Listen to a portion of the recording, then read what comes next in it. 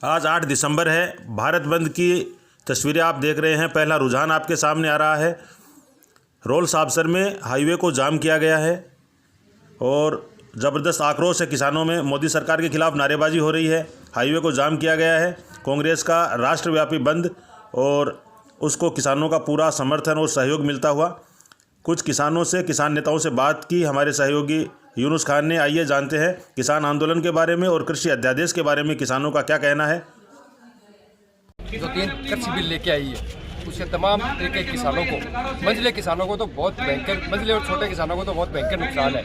कोई भी corporate company आएगी, मोटा मोटी इसे समझना चाहिए, अपने को ज़्यादा रॉकेट साइंस नहीं जाना चाहिए कि जो कॉर्पोरेट घराना है वो आएगा, हमारे पास 8 बीघा जमीन है, कहेगा हम इस पर खेती करेंगे भैया आप हमें दो। या मान लीजिए कि अपन आलू उगा रहे हैं और ये कहेगा अपने को कि भाई मैं आपसे 1 साल आलू लूँगा और आलू का भाव लूँगा 30 रुपये।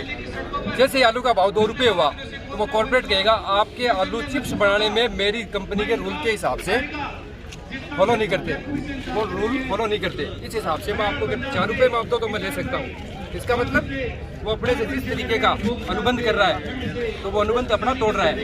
इसमें सरकार ने ये काम किया अनुबंध वाले में कि उसने कॉर्पोरेट को के लिए कोई रूल नहीं बनाया, कि उसको बाध्य नहीं किया गया कि भैया आपको अगर 30 रुपये में एग्रीमेंट किया गया है तो 30 रुपये में दो। उसको ये कहा गया कि ठीक है आप अपने हिसाब से कॉर्पोरेट पे छोड़ दिया। इसका मतलब सीधा सीधा मजदूर किसानों को लूटने का एक तरीका है। ये काले कानून है, ये हिंदुस्तान के किसान को मारने का काम कर रहे हैं। और इस तरीके से एक ये कॉन्ट्रैक्टर है और एक किसान है, उसके बीच एक कॉन्ट्रैक्ट करा के, जैसे शकील भाई ने बताया कि जब ये कॉन्ट्रैक्ट होगा कि फसल लगाने के बाद अगले 5 या 6 महीने में जब फसल निकलेगी तो उसका भाव उन्होंने 30 रुपया किया या 40 रुपया या 50 रुपया। उसके बाद होने के बाद जब फसल निकलेगी तो उसके फसल निकलने के तुरंत बाद जब कॉन्ट्रैक्टर प्रायोजक खेत में पहुंचेगा तो वो सोचेगा कि ये अनाज कैसा है कैसा नहीं है, उसमें खामियां निकालना शुरू कर देगा। तो जिसका भाव उन्होंने पहले कॉन्ट्रैक्ट फार्मिंग के तहत किया था कि हम 1000 रुपये या 3000 रुपये क्विंटल के हिसाब से हम लेंगे, लेकिन जब उसके अंदर खामी मिलेगी कि इसके अंदर ये कमी आ रही है, मैं 20 रुपया या 50 रुपया या 100 रुपया या 1 क्विंटल का 1000 रुपया दूंगा, तो वो किसान वहाँ पर क्या करेगा? क्योंकि ये मंडियाँ तो बंद कर रहे हैं कि मंडियों के अंदर बिचौलिए हैं, उन सबको ये हटा रहे हैं। मंडियों के अंदर किसान अनाज बेच नहीं सकता क्योंकि बंद होने के कारण। तो वो अपने खेतों से अगर अनाज खरीदेंगे तो कम रेट में और अपने मनमानी से वो अपना सामान, वो कॉन्ट्रैक्टर वो अपना वहाँ से अपना प्रोडक्ट लेंगे। तो मैं यही कहना चाहता हूँ कि ये किसान को मारने का काम है और दरअसल छोटे किसानों को बिल्कुल ही मारने का काम है, क्योंकि ये किसान अन्नदाता ही नहीं होता है, बल्कि एक किसान अन्नदाता के साथ साथ अपने सपूत को घर में पैदा भी करता है और उसको बड़ा करके देश की सेवा के लिए भी भेजता है। आज तक ये हिंदुस्तान का अगर आप रिकॉर्ड देखेंगे कि पार्लियामेंट में जितने भी लोग बैठे हुए हैं उन्होंने कभी भी उनका बेटा या उसका भाई अगर शहीद हुआ तो बताओ, ये हिंदुस्तान के इतिहास में नहीं है। बल्कि हर दिन किसान का बेटा हमारे हिंदुस्तान के सरहद पे शहीद भी होता है और शहीद होने के साथ साथ अब फिर वही प्रक्रिया रहती है कि किसान वही है जो सैनिक भी होता है और एक किसान भी होता है। तो इस तरीके से मैं कहना चाहूंगा इस सरकार को कि जो दिल्ली के अंदर पंजाब और हरियाणा के किसान जितने भी बैठे हुए हैं वो संघर्ष कर रहे हैं वहाँ पर, तो हम उनका संघर्ष का सपोर्ट करेंगे, उनके साथ रहेंगे और तय दिल से ये रोल्स आबसर और पूरी फतेहपुर जो तहसील है उनके सभी किसान उनके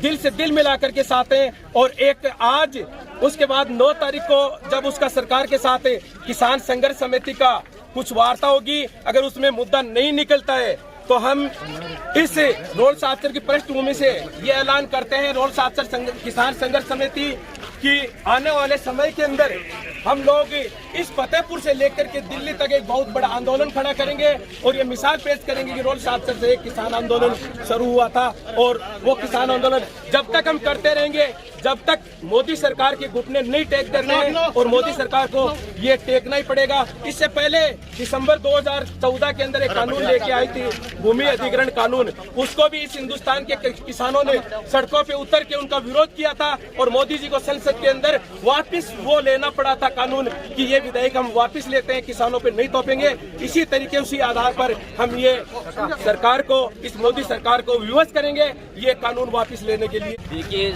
सबसे पहले तो मैं उन सभी किसान भाइयों को सादर प्रणाम करता हूं जो दिल्ली कूच के अंदर अपनी महत्वपूर्ण भूमिका निभा रहे हैं। वो किसान जो आज उसके अंदर शहीद भी हुए हमारे भाई, उन सभी को भावपूर्ण श्रद्धांजलि अर्पित करता हूँ। उसी के पश्चात सीधी और साफ बात यही है कि ये मंडी व्यवस्था को ख़त्म करने के लिए मोदी सरकार जो कानून लेकर आई है, हम उसकी कड़े शब्दों में घोर निंदा करते हैं। और जो भाई दिल्ली के अंदर किसान प्रदर्शन कर रहे हैं, हम उनके साथ कंधे से कंधा मिलाकर खड़े रहेंगे।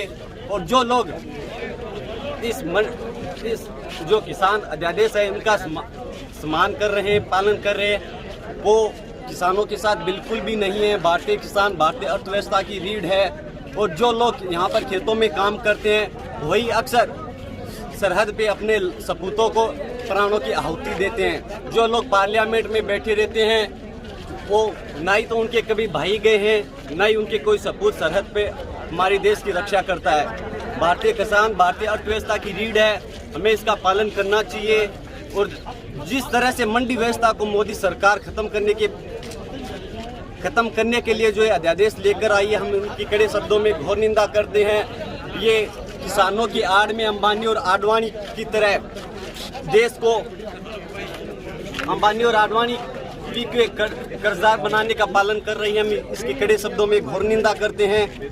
हम इन अध्यादेशों का बिल्कुल भी सम्मान नहीं करते, इनकी कड़े शब्दों में घोर निंदा करते हैं। इसी के साथ किसान मजदूर एकता जिंदाबाद, सभी भाई साथ खड़े रहे, उनका भी जिंदाबाद।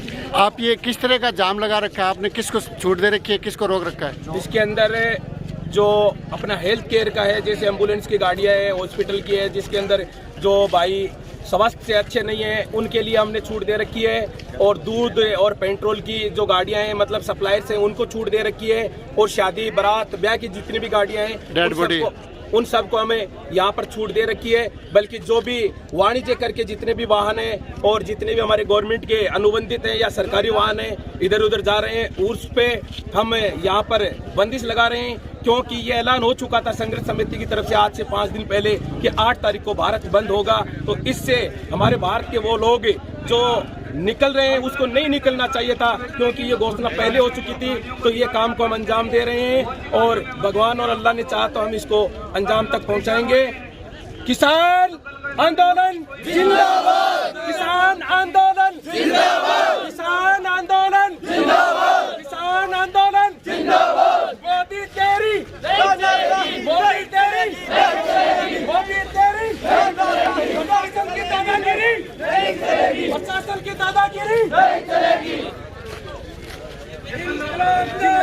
जिंदाबाद जिंदाबाद। मोदी तेरी तानाशाही नहीं चलेगी, नहीं चलेगी। बोलता राजस्थान के इस बुलेटिन में इतना ही। आप जुड़े रहिए हमारे साथ, चैनल को सब्सक्राइब करें, वीडियो को ज़्यादा से ज़्यादा शेयर करें। हमसे जुड़ने के लिए आपका बहुत बहुत धन्यवाद।